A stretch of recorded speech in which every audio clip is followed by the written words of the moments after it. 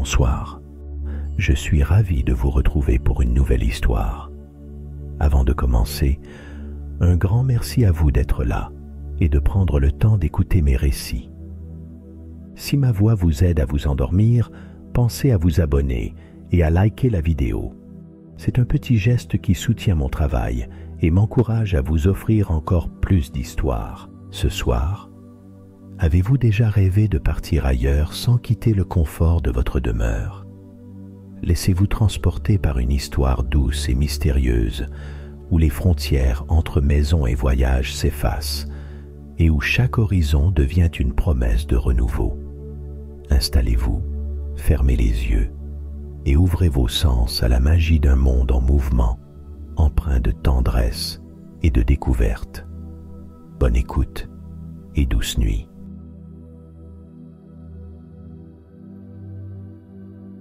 Dans la petite ville de Floréval, au creux d'une vallée paisible, les vieilles pierres chuchotaient des histoires par temps calme.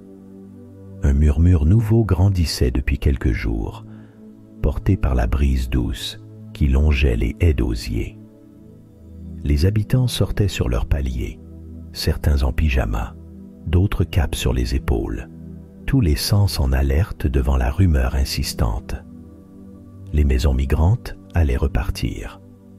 Personne ne savait qui avait allumé la première étincelle, mais elle courait de porte en porte, glissait sous les volets, s'installant au creux des veines comme une fièvre agréable ou malvenue.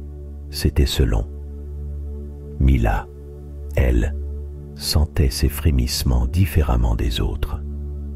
Depuis l'enfance, elle observait le monde sous un angle légèrement décalé, persuadée que les choses les plus incroyables pouvaient éclore du quotidien le plus anodin. Les soubresauts minuscules, là sous ses pieds nus, étaient devenus évidence. Sa maison se préparait. Ce n'étaient pas les craquements d'un parquet fatigué, ni la vibration d'un lointain train, mais quelque chose de plus doux et profond, le signal intérieur d'un nouveau départ. Elle s'accouda à la fenêtre ouverte sur la rue, sa tasse de thé posée sur le rebord. Au dehors, la voisine du 7, Hélène, secouait la tête, un sourire mi-amusé, mi-inquiet aux lèvres. « Tout ceci n'a aucun sens, tu sais, Mila. Une maison doit rester là où elle est née. J'ai verrouillé tous mes volets pour être sûre. » Mila haussa les épaules. Elle posa la main sur le chambranle usé de la porte, comme si elle pouvait sentir battre le cœur secret dans les murs. Son regard filait sur les affaires entassées çà et là, les livres ouverts, les plantes grimpant sur la table du salon. Depuis cette matinée de printemps, où la nouvelle était arrivée, elle s'interrogeait. Fallait-il s'y opposer, refuser obstinément, ou accepter la proposition, aussi folle soit-elle? Une angoisse flottait dans l'air, mais aussi une excitation sourde. Dehors, les passants semblaient hésiter. On apercevait des voisins qui barricadaient leurs accès, d'autres qui, résignés ou rêveurs, vidaient les tiroirs, assemblant valises et souvenirs dans un chaos organisé. Le vieux monsieur Lambert, au bout de l'allée, installait son fauteuil devant le seuil, résolu à rester là, peu importait le tumulte à venir. « Je suis trop vieux pour ces balades. Laisse-moi tranquille, » grondait-il à son fils, venu essayer de le convaincre. Dans sa chambre, Mila prit la valise bleue qu'elle gardait au fond du placard et commença à y ranger ses essentiels. Quelques vêtements confortables, un carnet à la couverture de cuir, une photo froissée de ses parents jeunes autour d'un pique-nique, une lampe de poche, un flacon de lavande séché, héritage discret de sa grand-mère. Ce geste lui parut à la fois irréel et très naturel. La maison consentirait à l'emmener. Elle le sentait.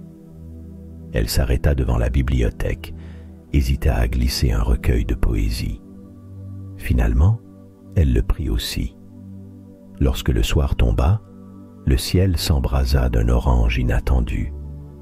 Les maisons projetaient des ombres longues sur la route, comme si elles-mêmes se déplaçaient déjà, plus insaisissables que jamais.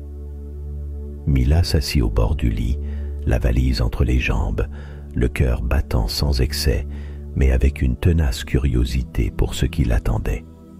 À travers la cloison, on entendait la voix d'Hélène qui murmurait une prière rassurante. Le sol vibra, plus franchement cette fois, un grondement sourd, profond, presque vivant.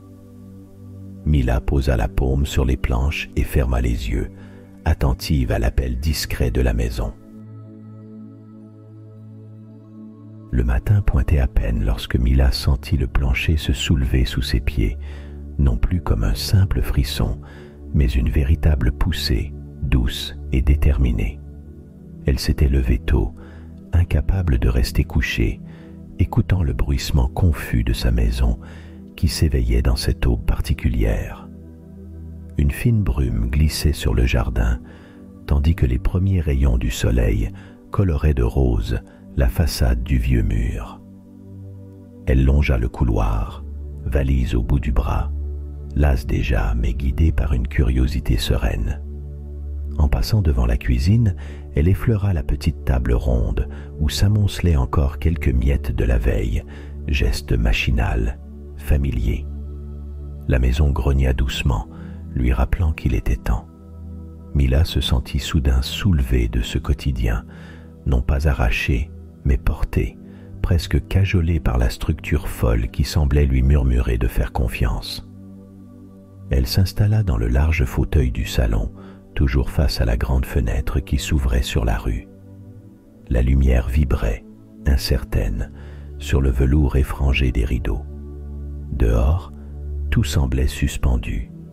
Le chat de Madame Groult s'arrêtant net sur le muret, le vélo posé contre la haie, une goutte d'eau glissant paresseusement sur la vitre. Mila posa ses mains à plat sur les accoudoirs et attendit, respirant l'odeur rassurante du bois ciré. Un grondement léger, presque imperceptible, courut sous ses pieds. Elle sentit le plancher s'incliner, et par la fenêtre, le quartier tout entier défila lentement, comme emporté par une marée invisible. Les bacs de plantes, l'arrosoir bleu, les vieilles pierres du jardinet balayèrent son regard, se dérobant l'un après l'autre. Mila observa les racines de ces pivoines, encore chargées de terre, s'accrocher à la bordure mobile de la maison avant de s'étirer comme d'un long soupir. Quand la rue se fit plus floue, Mila aperçut Hélène immobile sur le perron d'en face, la robe boutonnée jusqu'au cou, maigre silhouette secouée par la brise matinale. Les volets d'Hélène restaient obstinément clos, mais elle avait entrouvert la porte, le regard fixé droit sur Mila. D'un geste paisible, elle leva la main. « Je savais que tu partirais », dit-elle à voix basse, ses mots se perdant presque dans l'air frais. Mila répondit d'un sourire flottant, une gratitude silencieuse glissant entre elles, aussi solide qu'un secret bien gardé. Le mouvement de la maison rendait tout irréel. Les arbres rétrécissaient, le bitume s'allongeait sous la lumière lavée. Le bruit régulier d'une théière en porcelaine qui glissait doucement sur la table accompagna la cadence, étrange musique d'un départ. Le quartier se dissolvait sous une pâleur dorée, les souvenirs s'accrochant au mur comme de vieux papiers peints. Mila sentit la valise vibrer contre ses genoux, le parfum de lavande réchauffant ses narines. Son cœur se gonfla d'une anticipation nouvelle, ni joie ni peur, juste la conscience aiguë d'exister, là, transportée par ce vaisseau improbable. Elle observa les silhouettes familières, le vélo d'enfant abandonné, une boîte aux lettres cabossées, la glycine du portail voisin, devenir des motifs mouvants, puis des taches indécises dans un paysage qui s'éloignait. Les murs tremblaient légèrement, solidaires du voyage invisible. Le quartier n'était déjà plus que le souvenir de coton d'une brume s'effilochant, alors que la maison, gonflée d'audace, glissa lentement vers l'inconnu. Les premiers jours déroulèrent leur fil sans heurts, dans un étonnant silence, comme si la maison craignait de déranger la terre sur laquelle elle s'était tant d'années enracinée. Mila vivait chaque minute avec une attention qu'elle ne s'était jamais connue. Le salon tanguait à peine. Parfois, un vase de faïence frémissait sur l'étagère. Un livre se décalait d'un souffle. La trajectoire était lente, posée. Par la baie vitrée, le monde ne ressemblait plus à une succession de rues, de haies sages, mais à un vaste théâtre de verts profonds et de jaunes éclatants. Durant ces heures flottantes, elle se prit à savourer la cadence de ce déplacement, un balancement patient, comme le glissement d'un vieux train oublié des hommes. Les champs de blé s'étendaient à perte de vue, souples sous la caresse du vent qui faisait onduler les épis en marées dorées. La lumière, changeante et magnétique, variait selon les nuages, l'orientation des collines ou l'heure du jour, et s'infiltrait dans la pièce avec une douceur nouvelle, diffuse, enveloppante. Parfois, la maison bifurquait sans prévenir, préférant longer un bosquet ou effleurer une rivière suivie par des nuées d'oiseaux. Mila s'adossait à la fenêtre, relevant les différences subtiles. Ici, une lumière plus crue. Là, une brise capricieuse qui faisait claquer les volets, ou ce bruissement discret d'herbes hautes qui fouettait les fondations.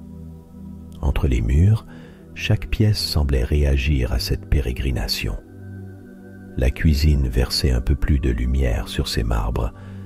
La chambre s'installait dans un calme cotonneux à mesure que les collines s'abaissaient. Les premiers soirs, Mila dormait dans une torpeur singulière, mi-inquiète, mi-enchantée, bercée par la sensation que son lit naviguait lentement sur une mer d'herbes brillantes. Le réveil était chaque fois une surprise. Par la fenêtre, le décor avait changé, comme si quelqu'un, durant la nuit, avait repeint le monde. Une forêt lointaine remplaçait la maison du voisin. Une brebis surprise broutait l'ancienne allée. La couleur de l'aube s'infiltrait différemment, atténuant la frontière entre dedans et dehors. Dans la lenteur des déplacements, elle prenait le temps d'observer, de noter. Le passage d'un nuage effiloché s'étirant sur la pente, la danse d'un papillon déterminé à suivre quelques mètres le cortège, l'ombre géante de la maison dessinée sur le blé mouvant. Parfois, elle pensait reconnaître, au loin, le charme discret d'autres maisons aussi silencieuses, glissant en parallèle à l'horizon, minuscules et tenaces, solidaires dans leur migration. La nature semblait à la fois étrangère et complice. Tandis que la maison avançait sans s'arrêter, Mila surprenait, tapis à l'orée d'un chemin, des traces d'animaux indécis qui suivaient sa progression comme on observe un spectacle mouvant. Les corneilles, paisibles, s'installaient sur le toit un court instant, partant avec une indifférence amicale dès que la trajectoire s'incurvait. Le temps s'étira, rythmé par le bruit doux des murs et le frôlement secret des champs. Mila, assise près de la fenêtre ouverte, respirait l'odeur du foin coupé, mêlée à la poussière tiède qui s'attachait aux rideaux. Dans cette lente migration, elle se surprenait à sourire, attentive à chaque différence infime dans la lumière ou la courbe du vent, acceptant la routine minuscule de l'inattendu qui s'installait doucement dans sa sixième. Un matin ivre de lumière, Mila, tasse à la main, remarqua qu'une autre maison avançait à rythme égal sur la même coulée d'herbes dorées, juste au-delà des haies d'aubépines sauvages. Elle plissa les yeux. La demeure, plus moderne que la sienne, se rapprochait, emportée dans le même élan, paisible et silencieuse, ses fenêtres brillantes comme des regards complices. À mesure que la distance rétrécissait, les détails apparaissaient. Des rideaux ambrés, une serre accrochée à l'arrière, quelques lampions colorés voltigeant sur la terrasse. Dans un halo de soleil, elle aperçut une silhouette adossée à une balustrade, cheveux bruns ondulants au vent, qui agitait le bras avec un enthousiasme souriant. « Salut !» lança la voix, portée par un micro relié à un haut-parleur. La surprise fit rire Mila. Elle hésita, puis attrapa le vieux mégaphone de son père, oublié près de l'entrée. Tout naturellement, elle répondit. « Bonjour, voisine de migration. Joli jardin suspendu au passage. » Le jeune homme se pencha, sans perdre l'équilibre. « Je m'appelle Léo. Tu es en route depuis longtemps. »« Quelques jours. »« Et toi ?» demanda-t-elle, subitement plus légère, déposant sa tasse pour mieux s'appuyer sur le rebord de sa fenêtre. « 3 semaines, officiellement. Mais je ne compte plus vraiment. Tout change trop vite, tu ne trouves pas ?» Ils échangèrent ainsi toute la matinée, de maison à maison, entre éclats de soleil et grains de voix portés par le vent. Léo raconta sa première nuit, le balancement qui l'avait empêché de dormir, l'étrange façon dont les lumières du dehors redessinaient ses murs. Mila narra le claquement de ses volets, les insectes inattendus sur ses vitres, les parfums nouveaux qui s'insinuaient chaque jour. Les maisons roulaient parallèles, à 2 ou 3 longueurs de jardin l'une de l'autre, adoptant la même sinuosité dans les hautes herbes. Une logique muette les obligeait à se côtoyer sans se frôler, chacune gardant pudique la distance d'un secret. Peu à peu, leur routine trouva sa cadence. Le soir, Mila s'accoudait à sa fenêtre, guettant la lumière orangée du salon de Léo qui traversait les feuillages. Leur conversation devenait murmurée, presque confidentielle, rythmée par les grésillements de leurs appareils ou certains soirs par des cris d'oiseaux nocturnes. « Crois-tu que les maisons discutent entre elles ?» demanda Léo au crépuscule, sa voix perdue dans la tiédeur du soir. « Si elles se déplacent, elles doivent bien partager leurs impressions, » répondit Mila, mi-sérieuse, mi-amusée.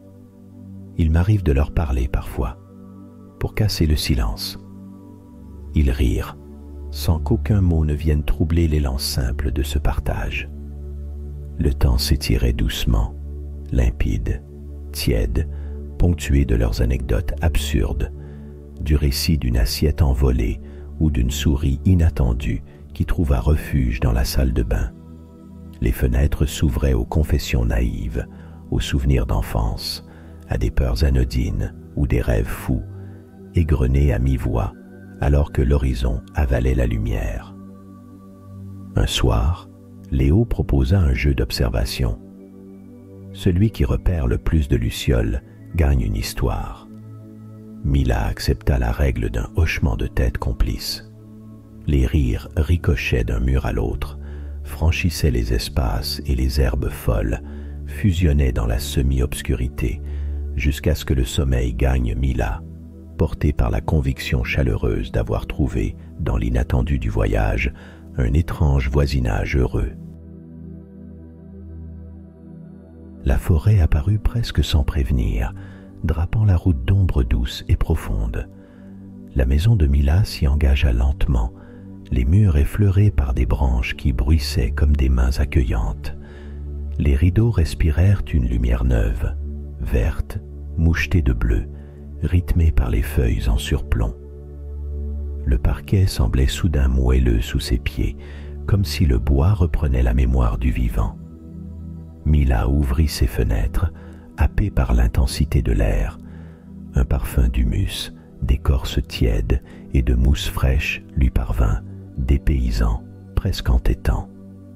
Elle inspira profondément, les yeux mi-clos, invitant la forêt à entrer jusque dans le papier peint du salon.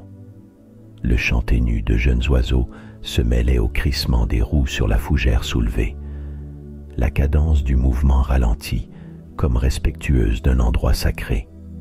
Dans la pénombre mouvante, elle distingua des taches rousses se fondant dans l'ombre. De petits renards, assis en cercle, la queue enroulée sur eux-mêmes, suivaient des yeux la procession insolite des maisons roulantes. plus loin, le museau blanc d'un blaireau dépassait d'un terrier effondré, hésitant entre curiosité et prudence. Même les geais, d'ordinaire bruyants, se tenaient sur leur garde, suspendus tels des sentinelles sur les branches hautes. Elle attrapa ses jumelles, cadeau de sa mère lors d'un anniversaire oublié, et contempla la 6e foisonnante cachée à même le sous-bois, un couple de chouettes aux silhouettes cotonneuses, de fines biches effleurant la mousse du sabot, un écureuil audacieux qui monta jusqu'au faîte de la fenêtre pour mieux l'observer. Mila, soudain, se sentit autant observatrice que spectacle. Les regards animaux semblaient reconnaître l'étrangeté de leur cortège, partager une compréhension silencieuse et timide entre crainte et admiration. Les maisons, quant à elles, roulaient en silence feutré, formant un ruban blanc qui serpentait sous la galerie des arbres centenaires. La maison de Léo, proche mais jamais tout à fait à portée, projetait sur le sol de longues ombres droites. Leurs fenêtres communiquaient par un discret manège de lampes, une lueur clignotante, sorte de code secret dans ce royaume végétal. À la tombée de la nuit, la forêt prenait une dimension différente. Les troncs s'étiraient en dégradés de gris, les clairières devenaient des poches d'encre. Le monde extérieur, animé le jour, se métamorphosait en théâtre d'ombre. Sur les murs du salon, Mila découvrait des arabesques mouvantes, reflets des branches et des êtres qui s'agitaient dehors. Son lit, posé non loin d'une fenêtre entr'ouverte, recevait les échos lointains des hulottes et le parfum âcre de l'humus. Elle pensa à Léo, sans besoin de parler, sentant sa présence parallèle. 2 navigateurs séparés par la densité des troncs, reliés par le mouvement partagé. Un soir, elle remarqua la minuscule silhouette d'un hérisson s'aventurant entre les racines, hésitant devant le mystère des maisons en marche. Elle lui chuchota, pour la forme, une simple phrase. « Ne t'inquiète pas, nous ne restons pas longtemps. » La nuit, quand Mila ne trouvait pas le sommeil, elle observait les reflets mouvants des feuilles sur le plafond. Parfois, elle croyait percevoir de minuscules pas, le souffle feutré d'un animal curieux sur les marches du perron. Rien ne troublait la paix profonde de ce théâtre où tout semblait suspendu, recueilli par la lenteur apaisante de la traversée. Quand les secousses familières du plancher s'apaisèrent, Mila comprit qu'elles étaient arrivées. Devant la maison, ce n'était plus la forêt, mais une place aux allures de grands marchés anciens. Des colonnes de fumée bleue sortaient de poêles disséminés. Un air de fête sans tapage flottait entre les toits broussailleux, les balcons ornés de lanternes et la mosaïque colorée des maisons venues ici se reposer. Incertaine, elle franchit le seuil, croisa 2 enfants qui poursuivaient une poule dodue entre les roues d'une maison voisine et suivit l'absurde sentier de cordes tendues de lampion en lampion. Les villageois, mêlés aux nouveaux arrivants, se saluaient par de longs gestes lents, chaleureux, chacun offrant une poignée de fruits ou un pain chaud tranché à même la planche. Les volets aussitôt ouverts révélaient des intérieurs surchargés. Dans la douceur du crépuscule, tout semblait généreux et déplié. Au coin d'une ruelle odorante, une enseigne manuscrite lui attira l'œil. Chez Madame Lou, plantes saine guérison. L'odeur lui donna d'abord envie de repartir. Une étrange alchimie de verveine, de fenouil, de terre se mêlait à la vapeur du linge qui séchait au-dessus d'une porte entr'ouverte. Une femme d'âge incertain, peau cuivrée et cheveux torsadés en couronne, l'attendait derrière le comptoir de fortune. Les mains tachées mais douces, elle touilla dans une grande théière, les yeux fixés sur Mila. « Tu n'es pas d'ici, petite voyageuse. On reconnaît l'appel du dehors à la façon dont tu respires. » Mila acquiesça, prise de timidité. Elle regretta déjà d'être descendue, mais Madame Lou poursuivit, la voix palpitante. « Ce soir, j'offre une nouvelle tisane. J'y glisse toujours une pincée de rêve et un souvenir du dernier hôte. Tiens, goûte. Raconte-moi ce que tu entends. La tasse fumait, et Mila, d'abord méfiante, sentit la chaleur tapisser sa bouche d'un parfum floral, ensuite poivré, puis étonnamment doux. Elle crut entendre, en arrière-fond, le bourdonnement d'une ruche ou une vieille chanson de son enfance. Madame Lou, attentive, hocha la tête en lui tendant de petits gâteaux bruns. Ici, chaque arrivant laisse un peu du chaos qu'il porte. Je les range dans mes cuillères. Raconte-moi, toi, quelle peur as-tu mis dans la forêt? Mila rougit, raconta à voix basse l'étrange silence de la nuit, le hérisson, la solitude suspensive. Madame Lou rit, la voix profonde. Retiens ce qu'il y a de précieux dans ta lenteur. Le reste s'en va toujours. Une clochette tinta, appelant à la sortie. La soirée, déjà bien avancée, invitait à rejoindre une grande place où des gens improvisaient un feu de camp sous le regard mi-amusé, mi-fataliste des anciens du village. Mila repéra Léo, assis sur une souche, qui la salua d'un signe complice. Elle s'approcha, s'assit à ses côtés, les bras levés autour de ses genoux, pieds presque dans les braises. Léo avait le visage éclairé par les flammes, les joues rosies par l'enthousiasme et la lumière dansante. « Alors, ta journée ?» chuchota-t-il. Mila décrivit Madame Lou, la tisane, le goût de la forêt dans sa bouche. Il rit, haussa les épaules. « Ce village, c'est un théâtre. Tu remarques? Même les maisons semblent jouer un rôle. » Non loin, un homme coiffé d'un chapeau improbable installait une chaise et une guitare. Il grattait doucement une mélodie ancienne, une ballade sans nom, accordant chaque note à l'humeur de l'assemblée. Des couples s'invitaient à danser sur le sable, des rires éclataient, discrets mais insouciants. Léo reprit, le regard perdu quelque part entre les flammes et la nuit. Tout ça me fait penser qu'on n'a pas souvent l'occasion d'être aussi déplacé. Ça ne te trouble pas d'être à la fois nulle part et partout? Mila sourit, la chaleur de la tisane infusant encore dans ses veines. Elle répondit seulement. C'est étrange, mais je trouve ça doux, comme si tout pouvait recommencer, ici, entre deux bouquets d'herbes et cette musique qui ne ressemble à rien. Autour d'eux, le feu lançait de lentes étincelles.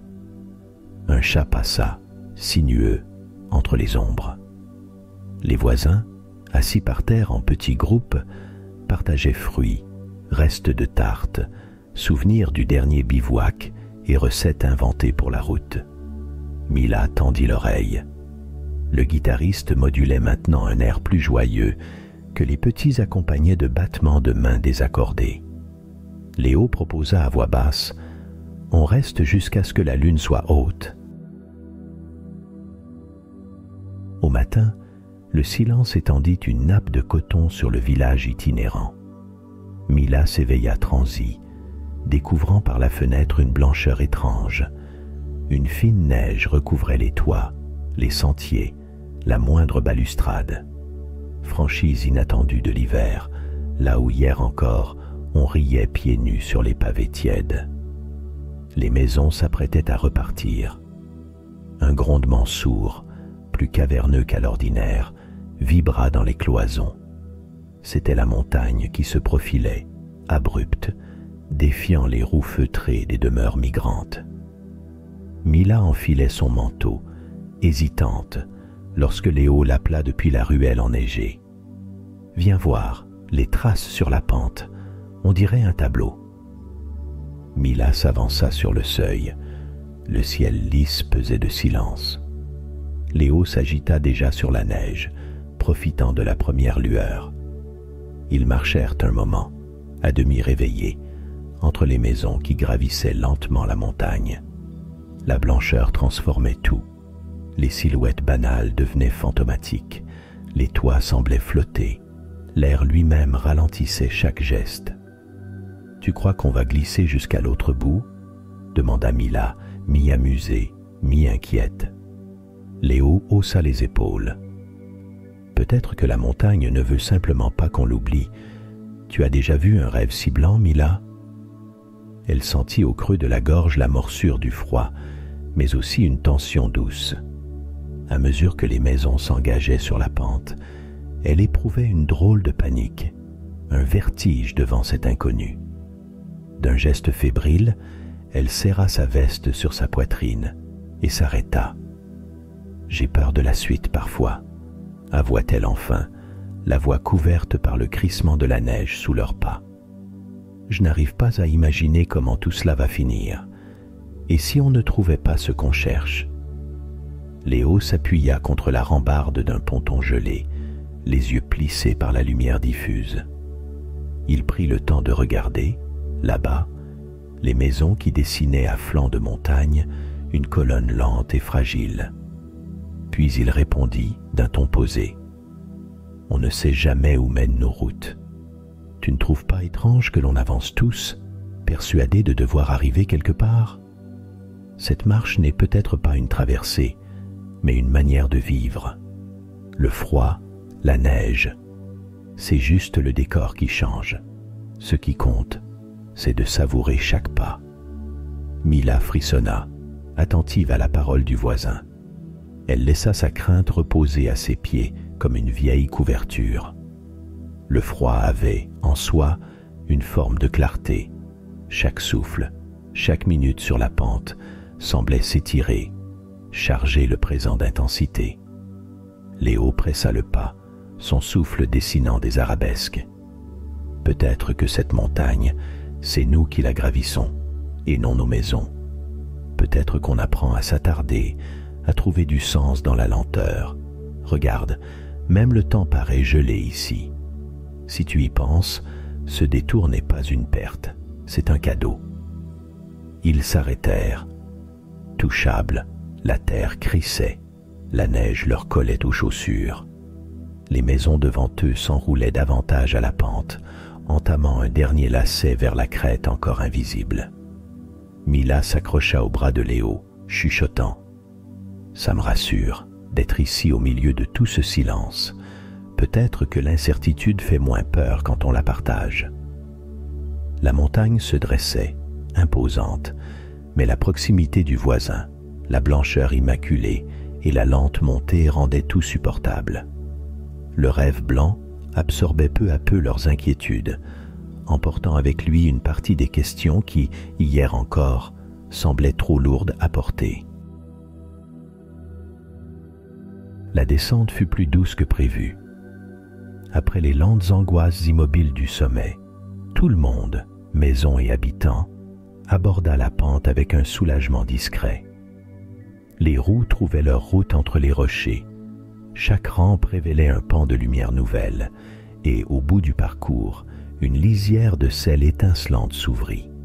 La mer, vaste, parfaitement horizontale, semblait attendre la caravane des maisons migrantes.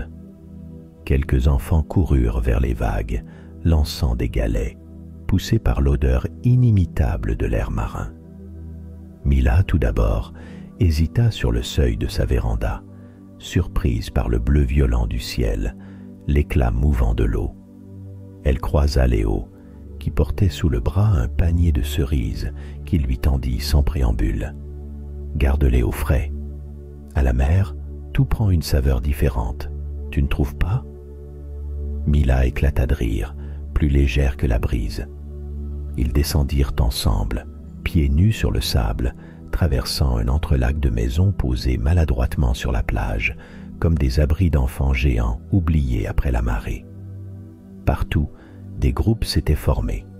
Certains improvisaient des jeux autour d'un ballon échoué, d'autres déployaient tissus chamarrés, bancs et coussins, dressant une tente commune où se mêlaient rires et voix. Un vieil homme, moustache ventrue, proposa à Mila un petit bouquet de fenouil marin. « Pour la soupe, madame, ou pour infuser dans l'eau du bain. » Elle prit le cadeau, ravie de cette politesse sans arrière-pensée, et remercia d'un clin d'œil gêné. Plus loin, une femme à la voix chantante distribuait des galettes de riz sucrées. Les enfants venaient réclamer. Les adultes échangeaient des poignées de sel ou de poudre d'épices récoltées ici et là, au gré du périple. Mila s'assit dans le cercle, sur un tapis tissé, adossé à la maison de Léo. Ils imitèrent les autres, partageant ce qu'ils avaient. Un bocal de cornichons, un petit cruchon d'huile de noix, le tout posé au centre. Personne ne parlait du passé, ni du prochain départ.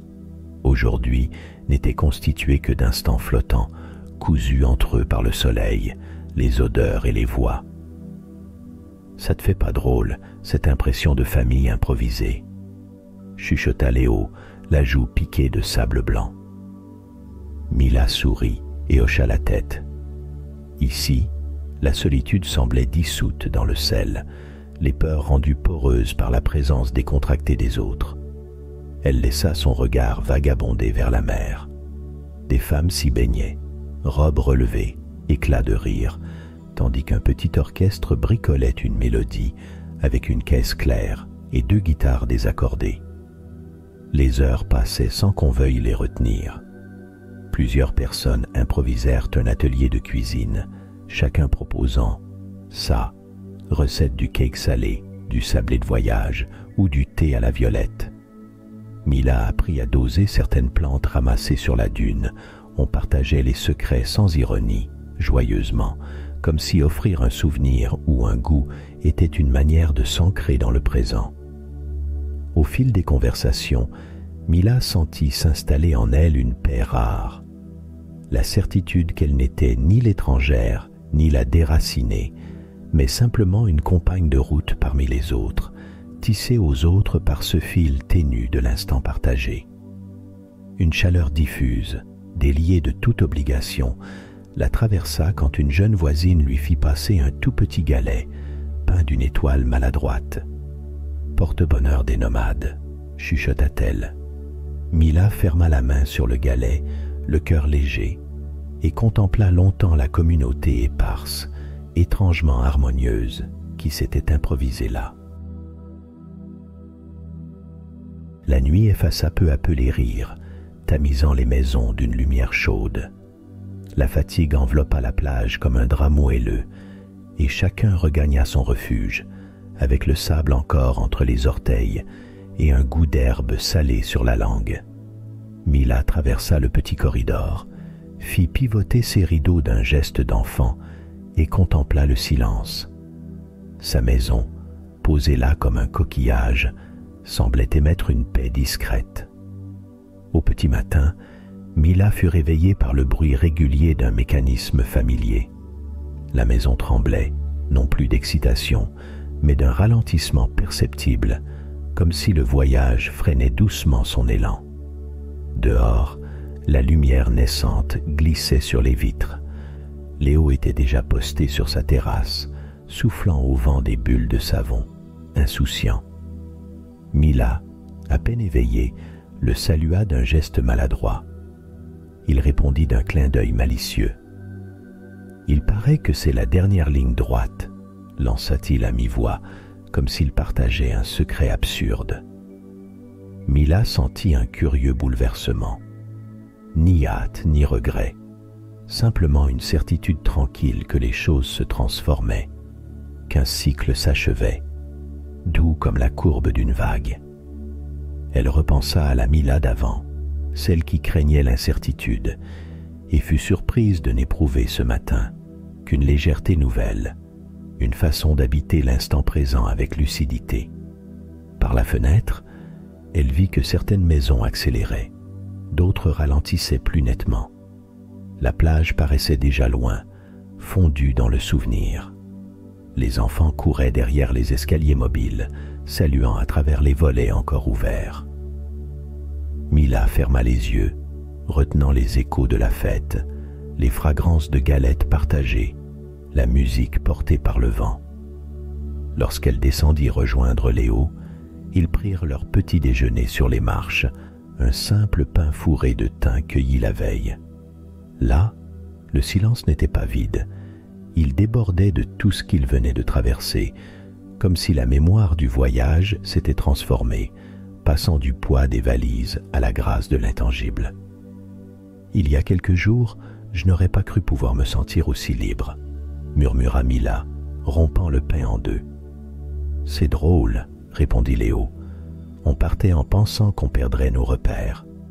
Et finalement, on en gagne d'autres. Leur complicité n'avait plus besoin de mots. Ils partageaient un silence complice, la conscience aiguë du seuil qu'ils franchissaient. L'idée d'une séparation prochaine ne portait pas d'amertume. C'était un infime vertige, une promesse plutôt qu'une coupure.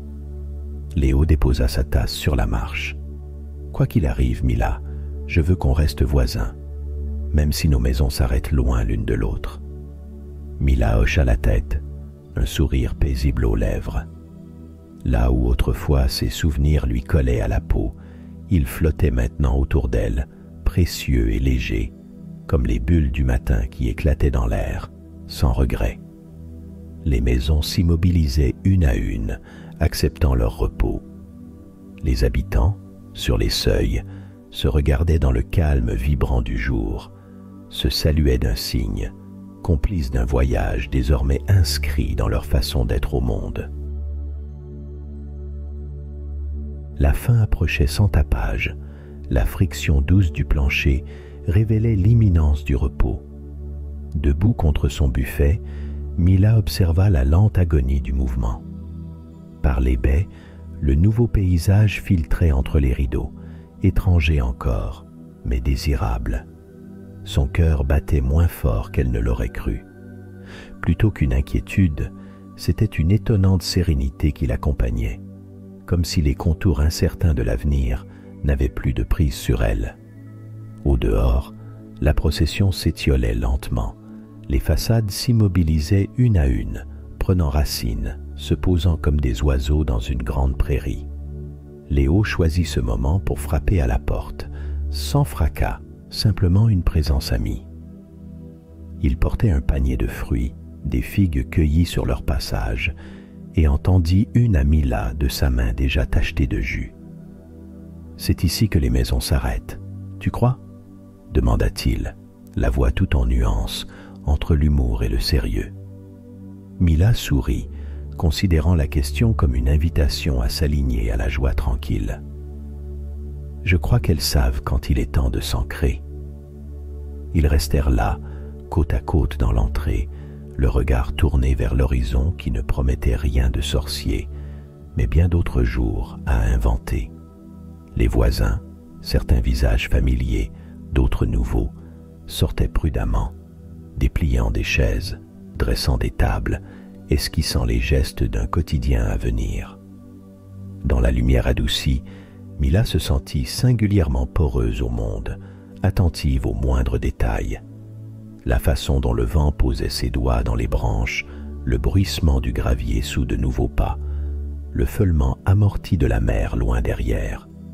Elle comprit alors que les souvenirs du voyage n'étaient plus une charge, mais une légion d'instants légers, virevoltant à la manière d'un parfum.